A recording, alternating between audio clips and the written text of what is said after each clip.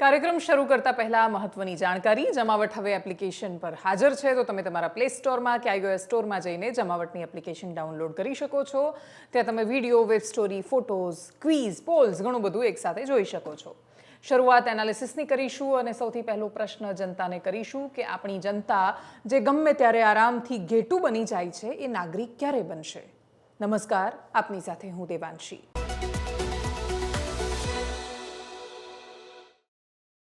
સુરેન્દ્રનગર જિલ્લો કાયદો અને વ્યવસ્થાને લઈને દર થોડા દિવસે ચર્ચામાં આવતો જિલ્લો ભ્રષ્ટાચારના કારણે, ભ્રષ્ટાચાર કરતાં પણ વિશેષ બેદરકારીના કારણે ચર્ચામાં આવ્યો। ભ્રષ્ટાચાર કે કેમ એના પર બહુ મોટો પ્રશ્ન એટલે છે કેમ કે સુરેન્દ્રનગર જિલ્લામાં વસ્તડી અને ચૂડા ગામને જોડતો એક બ્રિજ છે જે ધરાશયી થયો, 3 ટુકડામાં વહેંચાઈ ગયો। 3 ટુકડામાં વહેંચાયો ત્યારે ઉપરથી એક ડમ્પર પસાર થઈ રહ્યું હતું, બાઇક પસાર થઈ રહી હતી, એક મહિલા હતી જે નીચે ખાબકી અને એ વખતે ઘણા બધા પ્રશ્નો થયા। ગામના લોકો હાજર હતા, સદનસીબે જાનહાનિ નથી થઈ, લોકોને બચાવી લેવામાં આવ્યા છે। લોકોએ એ મહિલા જે ત્યાં ઉપરથી પડી હતી એની બહુ જ પ્રશંસા કરી કે બહુ હિંમતવાળી મહિલા છે, ગમે તેમ કરીને ટકી રહી અને બહારથી આવી, એને બચાવી પણ લેવામાં આવી। એના પછી મૂળ પ્રશ્ન એ ઊભો થાય છે કે ગામના લોકોએ કહ્યું એ પ્રમાણે એમણે વારંવાર રજૂઆત કરી હતી કે 35-40 વર્ષ જૂનો એ પુલ છે તો એને રિપેર કરવામાં આવે, સમારકામ કરવામાં આવે અને કોઈ મોટી દુર્ઘટના ન થાય એની તકેદારી રાખવામાં આવે, પણ તંત્ર જાણે મોટી દુર્ઘટનાની પ્રતીક્ષા કરી રહ્યું હતું। સદનસીબે દુર્ઘટના થઈ, મોટી દુર્ઘટના ન થઈ, આપણે માણસનો જીવ બચાવી શક્યા। પણ માણસના જીવનની કિંમત કેટલી? આપણા દેશમાં જ્યારે 150 કરોડ લોકો હોય ત્યારે બહુ સ્વાભાવિક રીતે માણસના જીવનની એટલી કિંમત નથી રહેતી। તમે બહારના દેશોમાં કે દુનિયાના બીજા ખૂણાઓમાં જશો તો ત્યાં માણસના જીવનની કિંમત છે, ત્યાં દરેકના જીવનની મોટા ભાગે સમાનની આજુબાજુ કિંમત છે। સાવ સમાન નથી હોતી, પરંતુ છતાંય દેશો પ્રમાણે પરિસ્થિતિ બદલાય છે। આપણે ત્યાં શું માત્ર વિશાળ વસ્તી જેનું કારણ છે કે આટલી બધી વસ્તી છે એટલે ફર્ક કહાં પડતા હૈ એક દો કી મોત સે? તો એવું નથી। એનું એક કારણ માણસોનો અભિગમ પણ છે, જનતાનો અભિગમ પણ છે કે જેમને કદાચ ઘણીવાર પોતાના જીવનની જ દરકાર નથી હોતી। રાજનીતિમાં થતા સવાલો અથવા રાજનીતિની આજુબાજુ બનતી ઘટનાઓને જનતા એટલા નિર્વિકાર ભાવથી જુએ છે કે એમને કશો ફરક નથી પડતો। એ કહે છે કે આ બધું થઈ રહ્યું છે, અલગ દુનિયામાં થઈ રહ્યું છે, અમારે એની સાથે શું લેવા દેવા। ચૂંટણી સમયે તમે જ્યારે ગુજરાતમાં અલગ અલગ વિસ્તારોમાં જાઓ અને સામાન્ય માણસને પ્રશ્નો કરો તો એ લોકો કહે છે કે ભાઈ અમને રાજનીતિમાં કોઈ રસ નથી। રાજનીતિમાં તમને રસ હોય કે ન હોય, તમારું જીવન કેટલા રસવાળું રહેશે એ રાજનેતાઓ નક્કી કરે છે, એ અધિકારીઓ નક્કી કરે છે, એ સિસ્ટમ નક્કી કરે છે, સરકાર નક્કી કરે છે। અને આ લોકો જ્યારે નક્કી કરતા હોય કે તમારું જીવન કેવું રહેશે ત્યારે શું એ તમારી જવાબદારી નથી બનતી કે તમે પણ રસ દાખવો અને પ્રશ્ન કરો? એ રસ તમારે કોઈને જીતાડવા કે કોઈને હરાવવા નહીં, ચૂંટણી સમયે થતી પંચાતોની જેમ નથી રાખવાનો। એ પંચાતથી પણ ઉપર એક શબ્દ છે કે જેની અંદર નાગરિક પોતે જવાબદાર છે ઘણી બધી વાતો માટે, અને નૈતિકતા માટે, પોતાની જવાબદેહી નક્કી કરવા માટે, એ જવાબદેહી શબ્દને અનુકૂળ બનવા માટે જનતાએ પ્રશ્ન કરવાના હોય છે। કમનસીબે જનતા નથી કરતી। માત્ર સુરેન્દ્રનગરની જનતાનો પ્રશ્ન નથી, મોરબીમાં પણ નહોતી કરતી। એના સિવાય ઘણા બધા રાજ્યોમાં મોટાભાગે આ પરિસ્થિતિ આપણી સામે આવતી હોય છે। ટ્વિટર પર ટ્રેન્ડ થવા માંડ્યું, ગુજરાત મોડેલ શબ્દ લખેલો હતો અને ટ્વિટર પર સોશિયલ મીડિયા પર ટ્રેન્ડ થઈ રહ્યું હતું। એક પુલ તૂટવાથી આખું ગુજરાતનું મોડેલ ખરાબ કેવી રીતે કહી શકાય? એ પ્રશ્ન જ્યારે ઘણા બધા લોકોએ પૂછ્યો ત્યારે હકીકત એ છે કે ગુજરાત મોડેલ પર સવાલ કરવાવાળા ગુજરાતના સામાન્ય માણસો નહોતા। હશે કદાચ 10% લોકો એવા હશે મહત્તમ કે જેમણે ખરેખર ગુજરાત મોડેલ હેશટેગ એવું કરીને ટ્વિટર પર લખ્યું હશે। બાકી ગુજરાતની આટલી 6-7 કરોડની જનતા અને 7 કરોડમાંથી કેટલા લોકો ટ્વિટર પર છે, એમાંથી કેટલા લોકો એક્ટિવલી ટ્વિટર વાપરે છે અને એમાંથી ખરેખર કેટલા લોકોની અંદર એ હિંમત શેષ બચી છે કે એ લોકો પોતાની સત્તાને ખરેખર ગુજરાત મોડેલ એવું હેશટેગ લખીને સવાલ કરી શકે? તો 1% હિસ્સો પણ એવો નથી। 7 કરોડમાંથી 7 લાખ લોકો પણ એવા નથી, 1% પણ જવા દો। અને એટલા જ માટે એ 7 લાખમાંથી હકીકતે 70,000 પણ એવા નથી, અને 7-8 હજાર એક સાથે લખે તો ત્યાં તો ટ્વિટર પર ટ્રેન્ડમાં આવી જતું હોય છે। ને એટલા જ માટે ટ્વિટર પર ગુજરાત મોડેલને લઈને થયેલો સવાલ એ ગુજરાતની જનતાનો સવાલ તમે નહીં માની શકો, પરંતુ હા, વિપક્ષ અચાનક જ એકદમ મજબૂત થયું છે, એક થયું છે અથવા તો એક્ટિવ થયું છે એવું કહી શકાય। વિપક્ષનું એક્ટિવ થવાનો મતલબ એ થાય છે કે અત્યાર સુધી સૂતા હતા અને હવે જાગ્યા છે। અને એનો મતલબ એ થાય કે તમે એ પાર્ટીની સામે લડી રહ્યા છો કે જે કોઈ દિવસ સુષુપ્ત અવસ્થામાં જતી જ નથી, એના એક્ટિવ થવાનો પ્રશ્ન આવતો નથી. અને એની સામે તમે જ્યારે લડતા હોય ત્યારે ઓન ઓફ થયા કરો તો એનાથી તમે રાજનીતિમાં કશુંક વધારે ઉખાડી લેશો એવું સવાલો અવકાશ નથી. જનતાને એક વાત ખાસ એટલા માટે કહેવાની, કારણ કે પોતાના દરેક સામાન્ય પ્રશ્નો હોય, તમારા ઘરમાં આવી જતું પૂર હોય કે પછી તૂટી જતા રસ્તા હોય, બનતા રસ્તા હોય, તમારી આસપાસ કશું સારું થઈ રહ્યું છે તો પણ જનતાએ જાગૃત થવું પડશે. રાજનૈતિક પક્ષોની સાથે પણ એ સમસ્યા થાય છે, ભારતીય જનતા પાર્ટીને પણ થાય છે. એમણે વારંવાર ફોન કરીને યાદ કરાવવું પડે છે કે તમે જે આયુષ્યમાન કાર્ડથી સારવાર કરાવી રહ્યા છો એ આયુષ્યમાન યોજના નરેન્દ્ર મોદીની સરકાર લાવી છે. એમણે વારંવાર યાદ કરાવવું પડે છે કે જે ઉજ્જવલા ગેસનો બોટલ તમે વાપરો છો કે પછી જે રસ્તા પર ચાલી રહ્યા છો એ બધું અમારી સરકારે કરેલું છે. એની સામે વિપક્ષ નિષ્ફળતાઓ યાદ નથી કરાવી શકતી. સફળતા અને નિષ્ફળતાની આ લડાઈમાં સફળતા કે નિષ્ફળતા નથી જીતતી, પરંતુ કોનો પ્રચાર વધારે તીવ્ર રહ્યો એ જીતી જાય છે. અને એટલા જ માટે એક પછી એક બ્રિજ તૂટ્યા કરે, એક પછી એક રસ્તાઓ તૂટી જાય, માણસો મર્યા કરે, પરંતુ કમનસીબે પરિસ્થિતિ નથી બદલાતી. અને ન બદલાતી એ પરિસ્થિતિ માટે માત્ર દરેક વખતે ભારતીય જનતા પાર્ટી, કોંગ્રેસ કે આમ આદમી પાર્ટીને જવાબદાર શું કામ ઠેરવવાના? જવાબદાર આપણે કેમ નહીં? આપણે જાતે પોતાના પર એ જવાબદારી કેમ નથી લેતા કે આપણે ક્યારેય સત્તાધીશોને પ્રશ્ન નથી કર્યો? નાત, જાત, ધર્મ અને પક્ષ જોયા વગર આપણા મોઢામાંથી શબ્દો નથી નીકળતા. આપણે ફિલ્ટર લગાવવા બેસી જઈએ છીએ કે નેતા ભાજપના છે તો સવાલ નહીં કરીએ, કોંગ્રેસના છે તો વધારે જોરથી પૂછીશું. ઉલટું પણ થાય છે, કોંગ્રેસના હોય તો કશું જ નહીં બોલીએ અને ભાજપના છે તો બૂમો પાડી દઈશું. આવું વારંવાર થતું હોય છે. પૂર્વ વખતે આક્રોશિત થતી જનતા હવે અમે એમને જોઈને બહુ અચંબિત નથી થતા, પરંતુ હા એવો વિચાર આવે છે કે આ જનતા બિચારી બાપડી કરતાં પણ કેટલી અલગ પ્રકારની છે, અલગ જમાનામાં જીવે છે કે પૂર્વ વખતે આવતા નેતાને ગાળો આપે છે, વોટ લેવા માટે આવે છે ત્યારે તો હાર પહેરાવીને સન્માન કરે છે.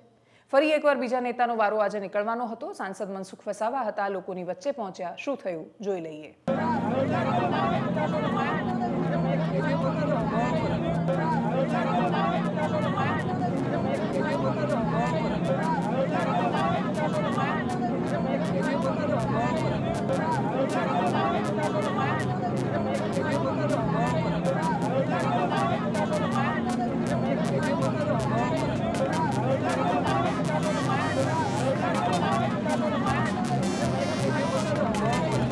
સુરેન્દ્રનગરમાં વસ્ત્રડી ચૂડાની વચ્ચે વસતા લોકો હોય કે પછી નર્મદામાં ભરૂચના સાંસદને પ્રશ્ન પૂછતા લોકો ઘટના વખતે પ્રશ્ન પૂછે છે. મોરબી વખતે અમે મચ્છુની આજુબાજુ લોકોનો આક્રોશ જોયો હતો. એ જન આક્રોશ જોયો છે અને એના 1 મહિના પછી થયેલી ચૂંટણીમાં એ જનતાનો મિજાજ જોયો છે. જેના ઘરે જેમણે પોતાના વાલસોયા ગુમાવ્યા છે એમનું પણ અમે વર્તન જોયું છે. અને એટલા જ માટે જનતાનો આક્રોશ એ મુદ્દો સમજીને જ્યાં થવો જોઈએ ત્યાં થવો જોઈએ. પછી તમે દરેક ઘટનાને જો કુદરતી રૂપ આપી દેશો કે વાત સાચી છે કે જીવન મૃત્યુ કુદરતી છે અને એ તો ઈશ્વરના હાથની દેન છે, તો પછી તો આખી સૃષ્ટિ ઈશ્વરના હાથમાં છે. કોણ સરકાર રહેશે, શું થશે, તમે એ ભાવથી જોવા જશો તો પછી તો સાવ તમે સાધુ અવસ્થામાં આવી જશો. ક્યાં લેકર આયે થે ક્યાં લેકર જાયેંગે. આજ તમારે ભાવનાથી જીવવું હોય તો બાકીના બધા તર્ક સાચા. બાકી દરેક વખતે તમે કુદરતને જવાબદાર ન ઠેરવી શકો. માણસ નામે વચ્ચે એક એલિમેન્ટ ઉમેરાય છે, સત્તાધીશ એ બને છે અને સત્તાધીશ બન્યા પછી ઘણી ખરી વાતો એ ગુમાવી દેતો હોય છે. રાજનીતિથી ઉપર ઉઠીને ગુજરાતના એક એવા વિવાદની વાત કરીએ કે જે શહેરોમાં સૌથી વધારે સંભળાય છે. એ વિવાદ હોય છે માલધારી અને કોર્પોરેશનની વચ્ચે સતત થતા સંઘર્ષનો. અમદાવાદની વાત કરીએ, થોડા દિવસ પહેલા એક ઘટના સામે આવી. માલધારી સમાજમાંથી વારંવાર આગેવાનોના અમારા પર ફોન આવ્યા અને એમણે એવું કહ્યું કે જ્યારે અમદાવાદ મ્યુનિસિપલ કોર્પોરેશનમાંથી ઢોર પાર્ટી પહોંચી અને સંઘર્ષ થયો માલધારી અને ઢોર પાર્ટીની વચ્ચે, તો એક માલધારી, એક વૃદ્ધ હતા, એમનું મૃત્યુ થયું. એના પછી મૃતદેહ ન સ્વીકારવાથી લઈને કોર્પોરેશન પર હલ્લાબોલ કરવા સુધીની ઘણી બધી ઘટનાઓ થઈ. એ દિવસે કોર્પોરેશન પર જ્યારે આ હલ્લાબોલ થઈ રહ્યું હતું ત્યારે અમારી ટીમ ત્યાં નહોતી પહોંચી શકી. એટલે વિચાર્યું કે થોડા દિવસ પછી એમના ઘરે જઈને એમના પરિવારની સાથે વાત કરીને સમજીએ મુદ્દાને. એ સમજવું છે કે કોર્પોરેશનમાંથી આવેલા લોકો એટલા નિષ્ઠુર કેવી રીતે થઈ ગયા કે કોઈ વૃદ્ધને ધક્કો મારે અને એ વૃદ્ધનું બીમારીથી અચાનક એવી રીતે મૃત્યુ થઈ જાય અને ત્યાં સુધી એ લોકો વિચલિત ન થાય. આ સમજવા માટે અમે જ્યારે પહોંચ્યા ત્યારે ઘટનાનું એક અલગ જ પાસું અમને જાણવા મળ્યું. ત્યાં પહોંચ્યા તો ઘરના લોકોએ કહ્યું કે અમે વાતચીત કરવા માટે તૈયાર નથી. શું કામ? તો એમણે કહ્યું કે આ બધું માલધારીઓએ ભેગા થઈને ચગાવી દીધું છે. બાકી કાકા તો બીમાર હતા અને બીમાર હતા એટલે એમનું મૃત્યુ થયું છે. બાકી એવી કોઈ જ ઘટના નથી જેવી તમે કહી રહ્યા છો. અને એટલા જ માટે અમે એમને કહ્યું કે કશો વાંધો નહીં, તમે આજે કહી રહ્યા છો એ કેમેરા સામે કહી દો, કેમ કે એ મહત્વનું છે. જો આવું હોય તો આનાથી ખરાબ શું હોઈ શકે કે માલધારી સમાજ માત્ર પોતાના સ્વાર્થ માટે પોતાના જ સમાજને એક વૃદ્ધના મૃત્યુને આ રીતે બદનામ કરી રહ્યો છે? આનાથી ખરાબ કશું જ ન હોઈ શકે સમાજમાં કે સમાજ પણ જો રાજનીતિ કરવા માંડશે, સમાજ પણ જો લાશોની ઉપર રાજનીતિ કરવા માંડશે તો આનાથી ખરાબ શું હોઈ શકે? અમદાવાદમાં કેટલાય સામાન્ય માણસો દર થોડા દિવસે ઢોરની અડફેટે આવીને મરે છે.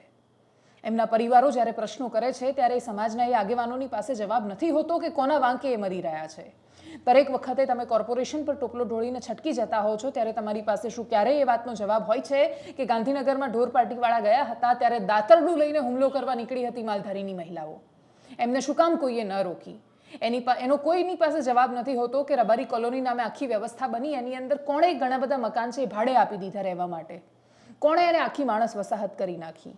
તો પ્રશ્ન તો બધી બાજુથી હતા. કોઈ દૂધે ધોયેલું નહોતું, ના સરકાર ના માલધારીઓ.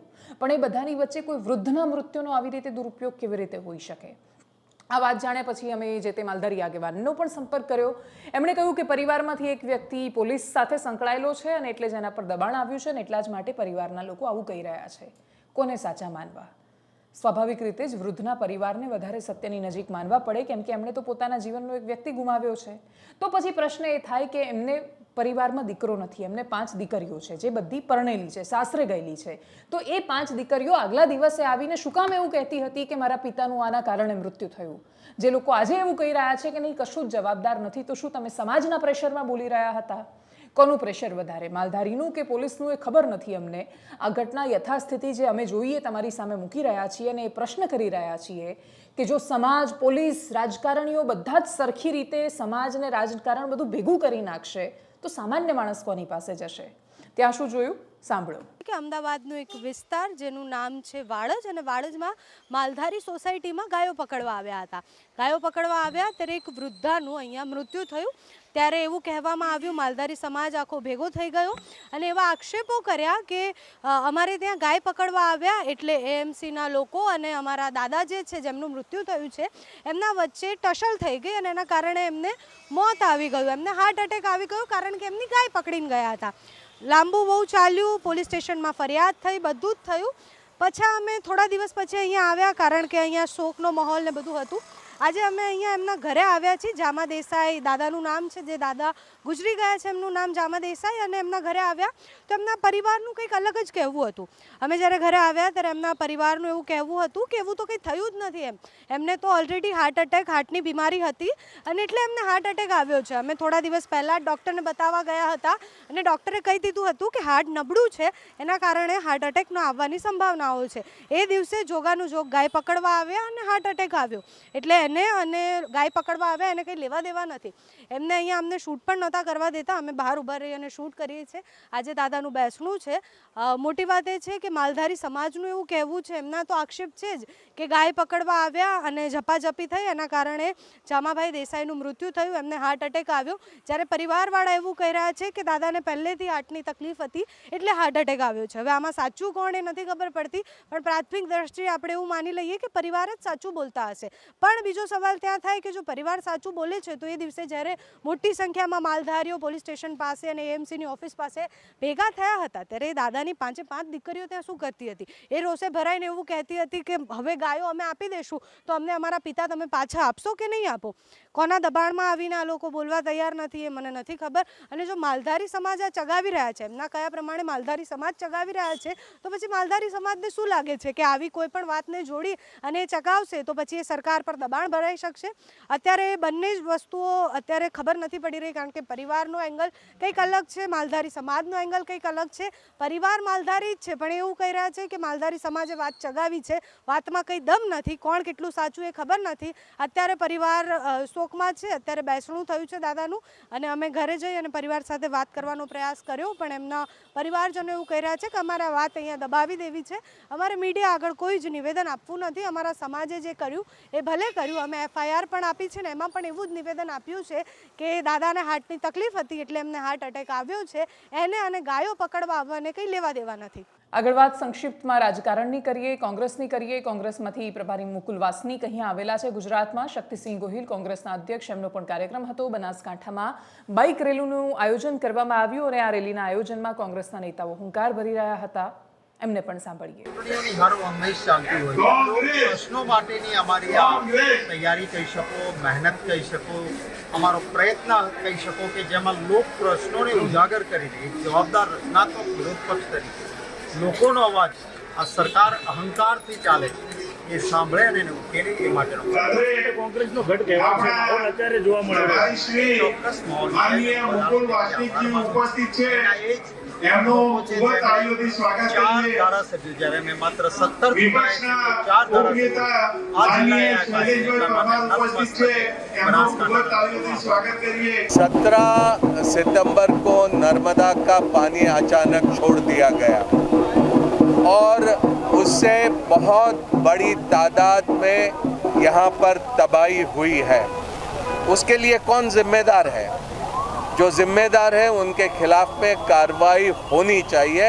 जो जानकारी अभी हमें प्राप्त है उसके मुताबिक 25,000 हेक्टेयर से भी ज़्यादा ज़मीन का नुकसान हो गया. ऐसा भी नुकसान हुआ है कि आने वाले बरसों तक के हज़ारों हेक्टेयर ज़मीन ये किसान के किसी भी तरह से कोई काम की नहीं रहेगी. उनको कॉम्पनसेशन मिलना चाहिए. जो कॉम्पनसेशन अनाउंस किया है सरकार ने वो पर्याप्त नहीं है. जितना नुकसान हुआ है वो नुकसान के हिसाब से सरकार ने किसानों को कॉम्पनसेशन देने का काम करना चाहिए और जिन्होंने ये इस तरह से पानी छोड़ने का काम किया उसके खिलाफ कार्रवाई करनी चाहिए. हमारे विधायक दल के नेता हमारे साथी जहाँ जहाँ पर नुकसान हुआ वहाँ पर लोगों के बीच में जाकर पहुँचे. प्रदेश कांग्रेस कमेटी के हमारे सारे साथी वहाँ पर गए और लोगों से मिलकर उन्होंने अपनी रिपोर्ट तैयार की. વાત ભારતીય જનતા પાર્ટીના નેતા જયેશ રાદડિયાની પણ કરીએ કે એવું કહેવાયું કે નવા મંત્રીમંડળની શપથ જ્યારે લેવાઈ રહી હતી ત્યારે જયેશ રાદડિયાને મનાવવા થોડા અઘરા પડ્યા હતા. પરંતુ ભારતીય જનતા પાર્ટી છે, કદાચ અહીંયા થોડું અઘરું પડે પણ મુશ્કેલ એવું નથી હોતું કે એ ક્યારેય શક્ય જ ન બને ને એટલે જ બીજા દિવસે ફરી એકવાર જ્યારે આયોજન કરવામાં આવ્યું, શપથ લેવામાં આવ્યા ત્યારે જયેશ રાદડિયા યથાસ્થિતિ ત્યાં ઊભા હતા, પોતાની ઉપસ્થિતિ અને ખુશી બંને વ્યક્ત કરી રહ્યા હતા. કદાચ હવે એમની પાસે એ ઈશારો પહોંચી ગયો હતો કે મંત્રીમંડળ મળે કે ન મળે પોતાનું સહકાર ક્ષેત્ર એમણે સાચવીને રાખવાનું છે. એના પછી દર થોડા દિવસે અનેક સભાઓમાં એ કોઈને કોઈ રીતે હુંકાર ભરતા દેખાય છે. વિઠ્ઠલ રાદડિયાની છબી કેટલાય લોકો એમની અંદર જોવા માંગે છે અને જયેશ રાદડિયા જ્યારે પોતાના પ્રતિસ્પર્ધીઓને અથવા પોતાની આજુબાજુમાં રાજનીતિના શત્રુઓને જ્યારે કહેતા હોય છે ત્યારે આજુબાજુના પંથકમાં એ ચર્ચાનો વિષય પણ બનતો હોય છે. જયેશ રાદડિયાએ સહકારી ક્ષેત્રમાં ટૂંકમાં એમને સળિયો કરતા નેતાઓ માટે શું કહ્યું સાંભળીએ એમને. જે રીતે હું આવી જજો હમણાં અનેક સંસ્થાઓની સહકારી ચૂંટણી ગઈ. મારા પ્રયત્નો જે છે સહકારી સંસ્થાઓ બિનહરીફ થાય. સહકારી સંસ્થામાં રાજકારણ ન હોય માટેના પ્રયત્નો છે, છતાંય જેને લડવું હોય કરી કરવી હોય તો ભૂતકાળનો બધા યાદ કરી લેજો કેટલી વિશે હો થયું એ આ સહકારી માળખાએ તમને પરિણામ બતાવી દીધું છે. નજી આ ઈની સહકારી માળખું છે, સમય આવી જજો પણ બદનામ કરવાના પ્રયત્નો ન કરો. અને એકદમ સંક્ષિપ્તમાં આટલા બધા નકારાત્મક સમાચારોની વચ્ચે સમાજને એવા સુંદર ચહેરાની વાત કરીએ કે જે આપણને દરરોજ જીવવા માટે બળ પૂરું પાડે છે. વાત ડૉક્ટર ગણેશ નામના એવા વ્યક્તિની કરવી છે કે જે ભાવનગર મેડિકલ કોલેજમાં અભ્યાસ કરે છે. એમને તમે જોશો તો તમને ખબર પડશે કે એમને ડૉક્ટર બનવું એ તો બાજુ પર મૂકી દો, એમનું જીવવું કેટલું અઘરું અને દુષ્કર બન્યું હશે. એકદમ ઓછી હાઇટ હોય તમારી પાસે, તમારું બાળક બહુ નાનું હોય, એની શારીરિક ક્ષમતા બહુ ભયાનક રીતે ઓછી હોય, તમે ખેતમજૂરી કરતા પરિવારમાં જન્મ્યા હોવ, તમારું જીવવું અઘરું પડતું હોય અને એ સમયે કોઈ કલ્પના શું કરી શકે કે બાળકની સાથે શું થાય તો મેક્સિમમ તમે એને સર્કસમાં મોકલવાનું વિચારી શકો.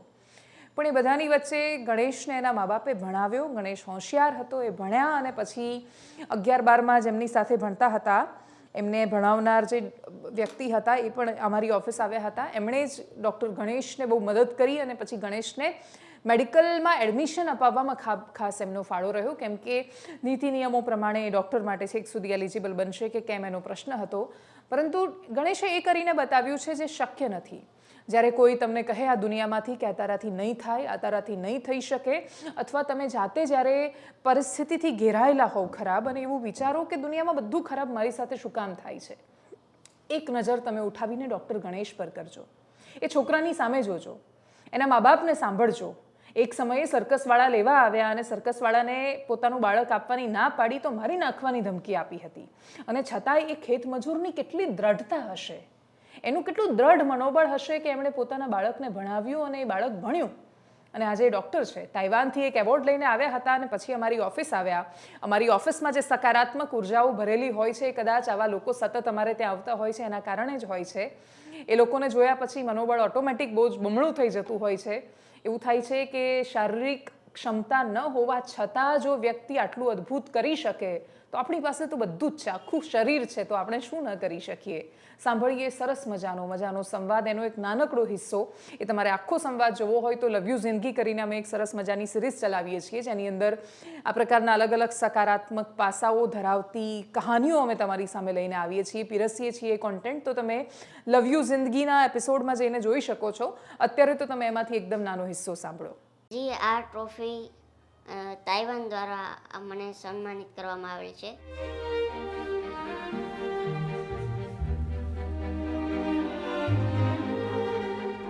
તમારો સંઘર્ષ બહુ ભયાનક છે. એક નાનું એવું ગામડું, એમાં એટલા બહેનોની વચ્ચે ઉછરવું અને પરિસ્થિતિ પણ ઠીક ન હોવી, આ બધી વાતોને સાઈડમાં રાખી અને એક સપનું જોવું કે નહીં, મારે તો ડૉક્ટર જ થવું છે. અને ડૉક્ટર થવા પાછળ પણ ઘણા બધા એવા ફેક્ટર્સ આવ્યા કે જે તમને નડ્યા, પણ છતાંય તમે લડ્યા. અને મારું નામ ચાઇનીઝ ભાષામાં લખેલું છે. આ દ્વારા મને સન્માનિત કરવામાં આવેલો છે. 5-6 સર્કસવાળાને ખબર પડી એટલે એના પપ્પા પાસે છોકરાની એક કિંમત ચૂકવીને માગણી કરવા માટે આવ્યા કે અમે તમને 5 લાખ રૂપિયા આપી દઈ, 8 લાખ રૂપિયા આપી દે, આ છોકરો અમને આપો એમ. અમને ધમકી આપી છે એ ગોંડલ સર્કસવાળા માણસોએ, એ પોતે હોય જે હોય, આમ જબરદસ્તી લઈ જાઓ તમે, ઉતાર તમારા આમ તેવડ તો લઈ જવાનો.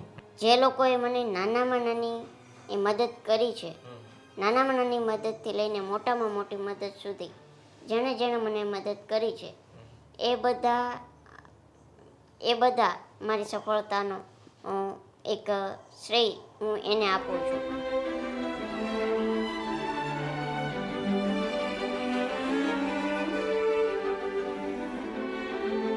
પેલું માથું બહુ વધતું, 4 વર્ષે તો બે હાથા શીખે છે. આવે તો નમી આમ પડી જાય, જે સાઈડમાં આમ બેઠો હોય આમ પડી જાય. એવું બધું તો થતું હોય છે કે મારી સાથે જ આવું કેમ થાય છે, કેમ મને જ આવા પ્રોબ્લેમ કેમ થાય છે. સમસ્યાઓ તો જીવનમાં આવ્યા જ રાખે છે, સુખ અને દુઃખ જીવનમાં તો આવ્યા જ રાખે છે, અને એનું જ નામ સાચી જિંદગી છે. હું મારા સમાજ માટે જ આ કામ કરું એવી રીતે હું કોઈ કાર્ય કરવા ઈચ્છતો નથી. ગણેશ ફાઉન્ડેશનની શરૂઆત કરી અને હું મારું આ ભારતના ઘડતરમાં યોગદાન, મારું નાનો અમથો એક ભાગ બનવા માંગુ. તો પોઝિટિવિટી અને સકારાત્મકતાના અને મોટિવેશનના આટલા સુંદર ડોઝ સાથે એનાલિસિસમાં અત્યારે બસ આટલું જ. જો આપ અમને યુટ્યુબ પર જોઈ રહ્યા છો તો સબસ્ક્રાઇબ કરો. તમને એવું લાગે છે કે અમે એવું કન્ટેન્ટ આપી રહ્યા છીએ જે તમારા જીવનમાં કોઈ ને કોઈ રીતે ઉપયોગી થાય એમ છે, અમે તમારો સમય બરબાદ નથી કરી રહ્યા, તો અમારી આ ચેનલ તમારા મિત્રોની પાસે પણ સબસ્ક્રાઇબ કરાવો. અને સૌથી મહત્વની વાત, અમે એપ્લિકેશનમાં પણ હાજર છીએ, તો તમારા મોબાઈલમાં તમે અમને યુટ્યુબમાં કે ફેસબુક, ઇન્સ્ટાગ્રામમાં જઈને જુઓ છો એના કરતાં બહુ સરળ રહેશે જો તમે સીધા જ એપ્લિકેશનમાંથી અમને જુઓ તો અમારી એપ્લિકેશનને આજે ડાઉનલોડ કરો. નમસ્કાર.